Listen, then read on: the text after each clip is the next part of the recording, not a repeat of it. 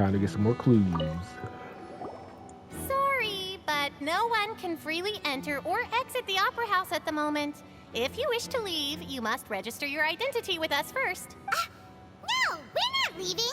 We're representing Linny and Lynette as attorneys, so we're investigating the case. Were you always guarding this entrance? Yes.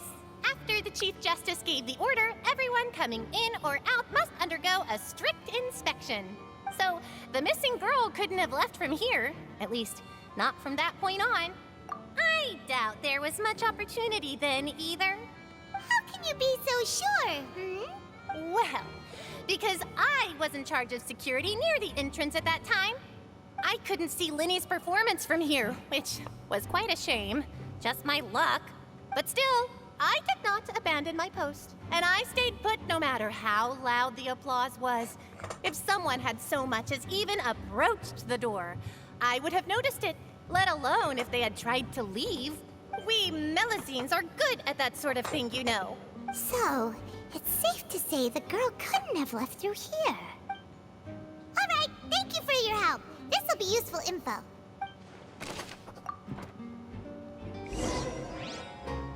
We've checked Wait. everything of note here at the performance venue. Where's she go? Paimon I could wonders have how sworn Linny's Navi discussion with wasn't the there guards is the last going. time. Let's go see, shall we? Ooh, things are getting interesting, huh? We're about... Understood. Then I will be going with you. Just so you're aware, I will be monitoring your actions and making notes as necessary. Very good. Thanks for being so agreeable. I'd pull a rose out of my hat as a gift for you if I could. You may spare the pleasantries. I'm just doing my job. You've arrived. Who's this? Me? I'm Spina di Rosula's guardian angel. If you've got a problem, I've got the firepower. Sorry, I got a little carried away there. Call me Navia. I'm a partner of theirs, and we'll be helping investigate this whole situation. And these are my companions. Would you mind if they join as well? Fine by me. Oh, new helpers? I would be most grateful. Well, let's just say we're tagging along. It's not every day you get to see the secrets behind magic performed on such a large scale. I appreciate your kind interest. Come with me. We'll be heading below stage. Huh? Below stage? Yes, a world of secrets is hidden beneath this magic box, prepared specifically for this switcheroo trick. But before I reveal everything, you should have a look first. Notice anything strange here?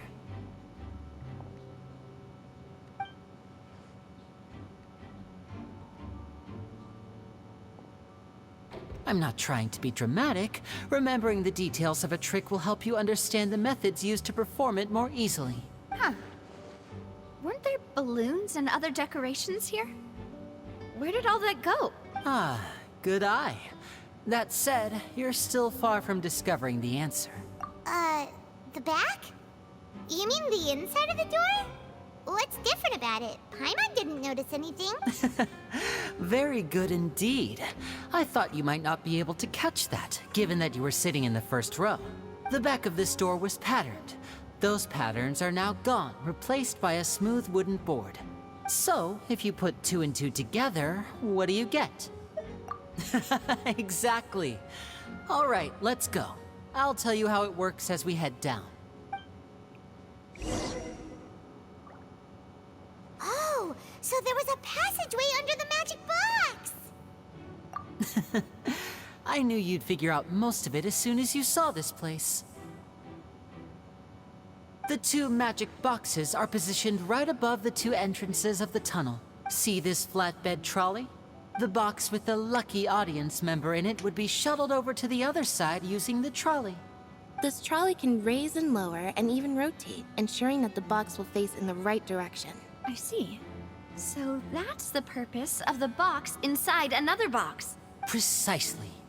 The inner box would descend after the audience member was put inside and be moved along the trolley, all while the outer box would remain on stage as if nothing had ever changed. So that's how you did it! Once the box was lowered, the trolley would store some energy through this device here, with which it would complete the rest of the steps.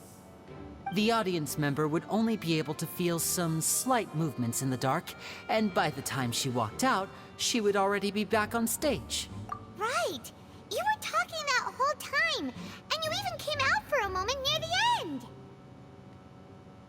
Ah, yes. A phonograph operated by Lynette was used to achieve that effect. My assistant and I had already scripted our conversation beforehand.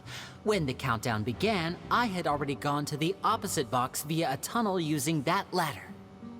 And what about Lynette? Where was she? I was in the mezzanine space in the back of the box. Oh, interesting! That's how we were able to coordinate Linny's lines with the assistant. And by the way, I was the one who walked out of the box at the end. I mean, we are twins. All it takes is a change of clothes and no one can tell who's who. Yeah, change the clothes, but wouldn't you also have to put that tear mark that's on your right cheek And as that's well? my favorite part of this trick. Only Lynette and I can perform it. So that's how it all worked! Wow! Every detail you revealed was more amazing than the last! Lynette would briefly walk out of the box and then go back in, jumping into the tunnel and escaping before the box on the trolley could finish ascending. And then I walk out of the other box in the audience area, and the trick would be complete. The operative word here being would. But as you saw, Cal was in the box, not our audience member. She, on the other hand, mysteriously vanished. We really don't know how that happened. If not for that interlude, this would have been an astonishing trick. I probably never would have figured out how you pulled it off. And yet, to think that someone was able to use this magic trick to commit a crime. Could we have a look around? I think we can come up with some more leads. This is the scene of the crime, so Linny and Lynette are not permitted to stay here. I'll escort them back up. Yes, of course. No need to be so strict now. I won't disappear into thin air, you know. Thanks, everyone. We're counting on you.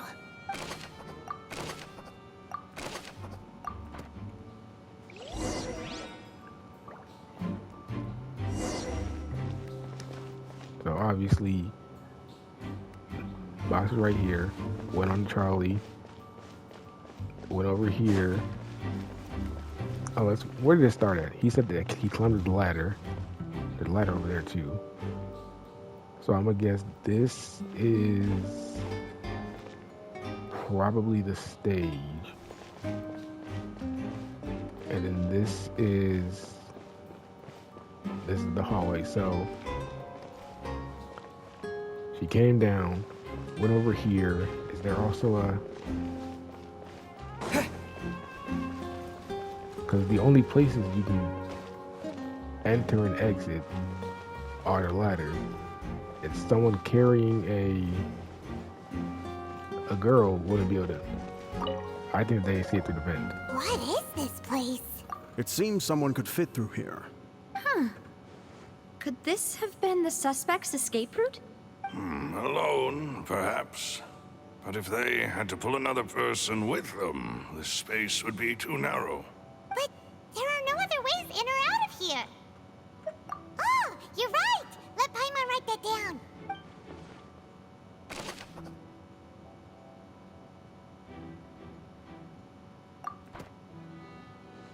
Unless they use rope. Like a rope that was supposed to be used to not get burned.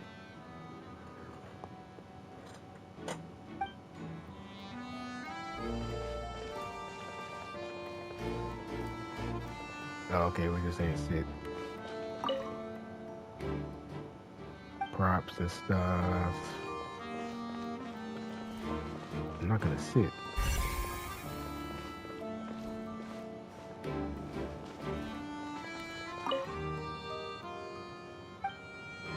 Yep. Oh, these are the clothes that the lady chosen from the audience was wearing, right? Her clothes are here, but she's nowhere to be found. Right. And do you really need to do that if you're kidnapping them? Ugh, this is so confusing. Paimon doesn't want to be a detective anymore.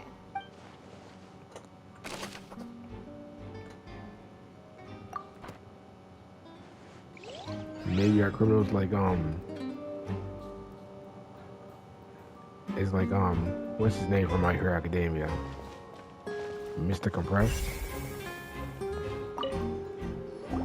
The floor is wet. Please be careful not to slip. Except instead of capturing like everyone inside of a ball, it just captures only the person, not their clothes. Speaking of which, why would there be water here? Oh, Paimon knows! It's one of those tricks where you pour water into a jug and then flip the jug over only for the water to disappear. And here's a broken vase. Huh. Did the trolley knock it down while moving? That can't be. The trolley moves along tracks from start to finish. It couldn't have hit the vase at this distance. Let's note this down too and think about it later.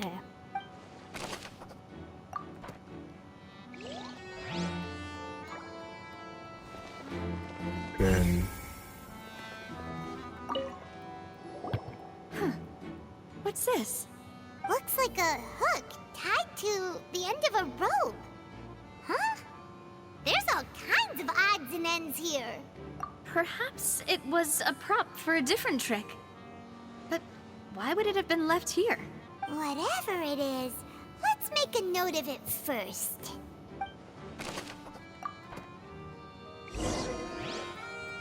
Seems we're just about done investigating.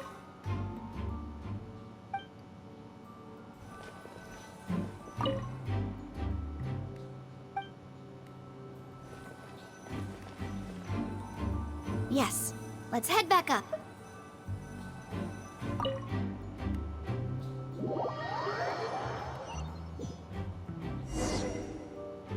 Well, we've ascertained the state of the crime scene.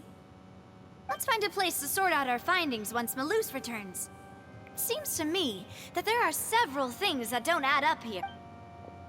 Apologies for the wait, demoiselle. So, what did the guards say? Did the criminal escape through the vent? They believe the odds of that are very low, since the vent leads to the Opera House's basement. The guards have checked the area carefully. No one left through the basement during the performance or after the incident, and no one was found hiding there. So the tunnels become like a secret chamber then. You know, like the kind you usually see in novels. The plot thickens. Halsey's disappearance and Cowell's death are both quite inexplicable. yeah, they are. I mean, either way, the thing is, why would Lenny want to kill someone in like broad daylight in front of everyone and make it look like an accident, and then he would know that he would become the main suspect? Unless, like, you know, some people think that, oh, this is all part of his plan so that he can get someone to defend him and then clear his name, and then he can continue doing, you know, the stuff that he does. Because, I mean, like, some people commit crimes in broad daylight, but they're just, you know, being idiots. But, like, there are people that would carefully plan it and make sure that they don't get pinned the blame on them. But this is a video game, and this is Fontaine, and it's Farina, who pointed fingers at Lenny. No wonder With no Farina was so evidence. confident in her accusation. All the current evidence points toward Lenny and Lynette. In other words, the charges are very likely to be upheld unless we make some considerable progress. Charges and then trial. So if the charges are upheld, they'll announce a sentence? That's right. This is how a trial goes in the Opera House. During the proceedings, the Chief Justice and the Oratrice will hear statements from both sides. That's right. This is how indemnitium is produced. The statements from both sides, the defenses from attorneys, witness testimonies, and even the audience's emotions will all be projected on the Oratrice. To put it simply, it's as if the Oratrice has its own will, and is a judge in its own right. This also precludes any kind of favoritism on the part of the Chief Justice. And not that this has ever happened anyway. Once both sides have finished speaking, the Chief Justice will make his final decision. This, too, will be used by the Oratrice as a reference. Then, finally, the Oratrice will be consulted by officials. The result it returns is the will of justice itself. Huh? So that machine is the one that actually decides? Paimon thought Neverlet called the shots. In practice, there is very little difference. Both have always come to the same judgment. Which is why people have great faith in the Chief Justice. Ah, yes, the guards also asked me to convey that none of us will be allowed to leave this place before the trial.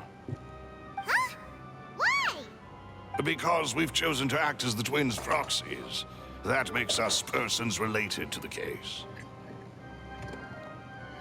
They're concerned that we might be colluding with outside parties, or that we might find outside help to disrupt the case. And even if that were not so, it could prove problematic if we happen to spread key information about the case ahead of time. I'm ready to break out at any time. Whoa, whoa! There's no need for that! Paimon thinks they have a point. That said, are they providing food? Of course. course. I just hope you don't mind the lack of options. I'm afraid that catering to all tastes is not in the cards, nor is any guarantee of balanced nutrition. In that case, let's just sort out our findings together here. Pity. I was hoping to take you to try some of Fontaine's famous desserts, too. I mean, what better way to properly think through our findings than over some tea and sweets? Huh. Breaking out suddenly doesn't seem like such a bad idea after all. Just kidding, just kidding. Paimon will still do her best, even if there are no snacks. Hmm? What do you mean, no snacks? Of course we'll have snacks. If we cannot buy some, then we'll simply make some. Huh? Here? But how? Understood, Demoiselle. Everyone, please come with me.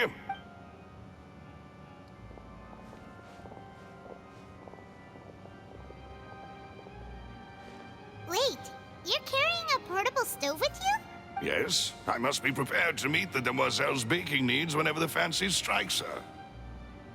I have eggs, sugar, and almonds at the ready. Good work, you two. Then I'll get to it. Please sit tight for a moment. You'll get to taste my awesome snacks soon enough. These three are quite the interesting group.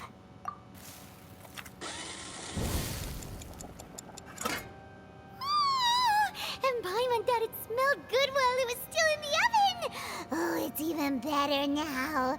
Paimon can't stop drooling. From the way you had these two guys carrying all that stuff around, Paimon thought you'd have them do more during the baking process. But you ended up doing the entire thing by yourself! Beating the egg whites, grinding almonds, everything! I was applauding. And I was giving encouraging smiles. Paimon was just thinking, aren't you worried about getting your fancy dress dirty beating egg whites and baking like this? Well, I don't think it's carved in stone anywhere that fancy ladies can only read books, sip tea, ride horses, and play the piano. I just really enjoy making snacks. Don't underestimate beating egg whites, by the way. It's a real arm workout. You also need to beat them to just the right consistency, or your macarons will crack. Anyway, give Okay, these a that's what I try. thought they were. Fresh out of the oven. There's 3 for each of us. Only 3? Well, eating too many sweet treats might send all that sugar to your head. You wouldn't be able to think clearly about the case on a sugar rush, would you? Tea is ready to be served as well. This is Demoiselle's favorite, strong black tea with a floral fragrance that clears the mind and lifts the spirit.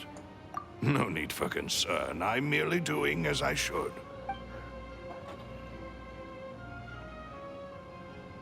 All right then. Down to Oh, whoops. business. As Paimon mentioned previously, the tunnel seems to be something of a secret chamber. However, we can assume that Linny and Lynette were not alone within it. Some criminal also occupied its sealed confines. The magician twins could have committed the crimes, of course, but they lack any logical motive. Exactly! Why would they do such a thing right when everyone was watching? The flower vase and the thud we heard during the performance could indicate some altercation between Halsey and the criminal in the tunnel, resulting in the shattering of the vase, the discarding of her clothes, and her abduction. Why did they discard her clothes? Unless her clothes got wet, and so. Okay, hold on. Maybe was Cowell the one who tried to abduct her, but he failed, got put into the box by Halsey, and then she took off her clothes because she got wet from the vase shattering, and then went somewhere else.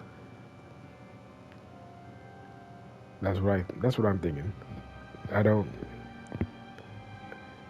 because why was Cowell in the box in the first place? What I just said could be the truth. So was Cowell the one behind the disappearances, and he just happened to work with Lenny because it was easy to get young women to follow him, or not to follow him, but make him disappear. Perhaps the criminal thought that since she was chosen from the crowd, she would be too easy to identify if she was still wearing the same clothes. Paimon thinks that makes sense, but the real trouble is... True. None of the clues we found thus far support the existence of this third person. But the only people left to consider are both technically victims. Whether it's the missing girl, Halsey, or poor Cowell. Huh. Could Halsey have secretly made modifications to the magic props in order to murder Cowell before making her escape? That's right. And even if she had tampered with the setup, she would need to understand the entire trick to pull it off. Nor does she have any motive. The guards said that she has never had any dealings with the magic troop's members. Were we not thorough enough in our search? From the sound of things, this is turning into an impossible case. Your macarons are amazing though, Navia. They smell great! They're nice and crisp and super sweet! The thing is, they haven't mentioned Cowell being down there, because the only way he could have been in the box is if he was down there at the tracks. That's literally the only way he could have been in there. So he had an altercation with Halsey. She pushed him into the box. I don't know what probably happened, but because obviously he got put into the box. She probably pushed him in there. He was probably freaking out, trying to get out, and then he couldn't, which is how the thing fell on him, because he couldn't get out. It was probably gonna reveal that he was getting out after the pyrotechnics went off. They are my specialty after all. And I see I could be you've totally already had wrong 5 here. of them. And it could be a third person. What? 5? Oh, that can't be right. Paimon only counted 3, honest! Please don't worry about it. At my age, a few less sweets might actually be a good thing. No. Being greedy is one thing, but Paimon knows how to count. Besides, Paimon knows that if she ate too many, then others wouldn't have enough. Wait, even you don't believe Paimon? How could you? If Paimon ate those 2 extra macarons, then may they turn into stone in her stomach! All right, we get it. Well, I suppose one of us might have gotten too engrossed in our chat and eaten them by mistake. No big deal. Lelouch, set up the stove again if you would. Huh? What are you doing? Making sure everyone gets 3 macarons, of course. Exactly. We don't want to trouble you. As you wish, demoiselle. And I have the egg, sugar, and almonds. Do you just always carry that stuff? You have them at the ready all the time. This really is your hobby, huh?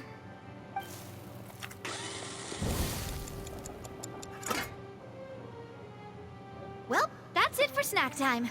I'm going to have another look around the area. I don't know what we're looking for yet, but we've still got some time. As attorneys, I suggest the 2 of you think the case over again.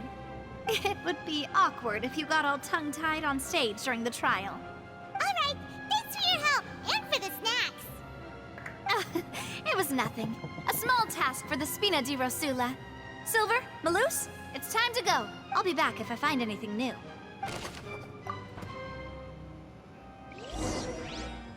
All right, it's time to put our heads together. We've got to get our defense ready for the trial. Oh, it's probably gonna be a long and difficult case. There's no point in worrying about that now. We just need to prepare. Here, take Pyron's notes. They should help you review the situation. Yeah, we're gonna do the trial in the next episode because I feel like the trial's gonna be a little long. So yeah, I'm gonna end the video here, and we're gonna do the trial in the next video.